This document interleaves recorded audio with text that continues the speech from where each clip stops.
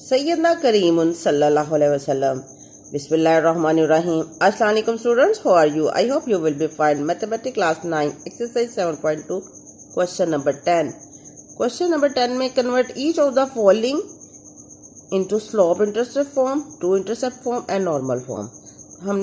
हमारे पास इक्वेशन होगी, हमने उसको सबसे पहले किसमें कन्वर्ट करेंगे? स्लोप इंटरसेप्ट फॉर्म में, फिर उसको टू इंटरसेप्ट फॉर्म में और नॉर्मल फॉर्म में। इसका ए पार्ट स्टूडेंट्स हमने कर लिया था, आज हम इसका बी पार्ट करेंगे।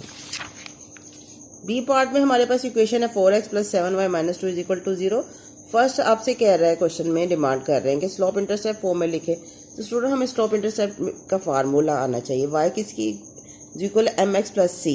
तो हम इस स्टूडेंट हम इस क्वेश्चन को इस टाइप में फॉर्म में लिखेंगे। y एक तरफ करने, फिर बाद में x वाली टर्म, फिर कॉन्स्टेंट टर्म। तो स्टूडेंट ये देखिए, मैंने y जो 7y था इसको लेफ्ट हैंड साइड पे कर लिया और राइट हैंड साइड पे 4x शिफ्ट करेंगे तो माइनस हो जाएगा, पॉजिटिव से नेगेटिव साइन, और -2 इधर आकर +2 हो जाएगा।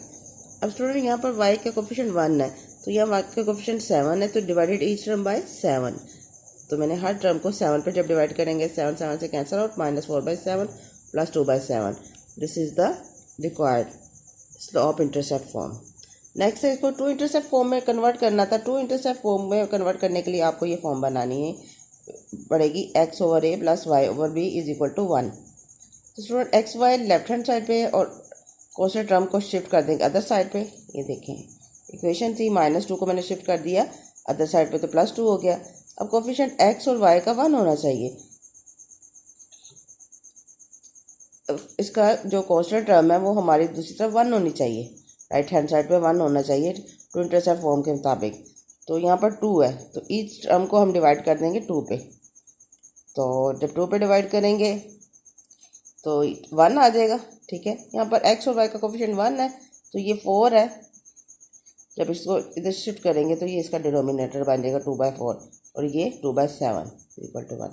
अब x भी पॉजिटिव है, y भी पॉजिटिव है, तो इस हमारा x y positive first quadrant में आता है। ये x की वैल्यू और ये y की वैल्यू, और ये हमारा p। अब ये तो स्टूडेंट्स हमारा टू इंटरसेप्ट फॉर्म में। अब नेक्स्ट है नॉर्मल फॉर्म में हमने कन्वर्ट करना है, तो नॉर्मल फॉर्म फाइंड आउट करनी है। तो नॉर्मल फॉर्म के लिए x cos alpha + y sin alpha किसी इक्वल होता है p के। तो इक्वेशन थी हमारी, आपको पता है x का जो कोफिशिएंट होता है वो a होता है, y का कोफिशिएंट b होता है, कांस्टेंट टर्म को c से हम रिप्रेजेंट करते हैं। p का फार्मूला है c एब्सोल्यूट वैल्यू में a² + b² का अंडर रूट।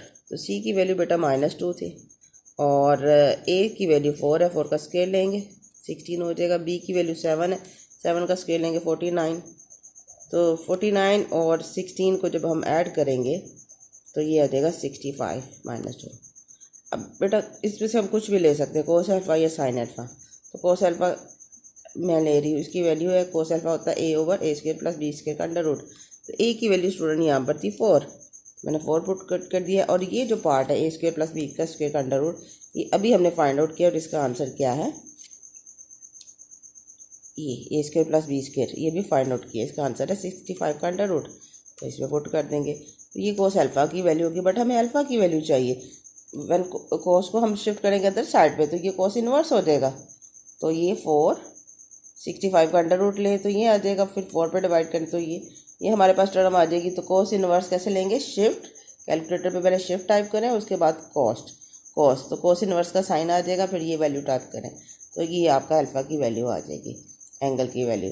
तो x cos alpha + y sin alpha = p है। तो x cos अल्फा भी हमने फाइंड आउट किया है, प्लस y sin अल्फा की वैल्यू पुट कर दें, और p की वैल्यू जो हमने अभी फाइंड आउट की थी यहाँ पर, ये -2/65 का अंडर रूट। तो ये एब्सोल्यूट वैल्यू में स्टूडेंट ये -2 नहीं +2 हो जाएगा, तो इसकी वजह से यहाँ पर हम लिखेंगे +2, इधर भी +2 कर लें, +2/65, ये p की वैल्यू है। I hope you will understand. In case of any problem, you can ask me. Thank you. Have a nice day.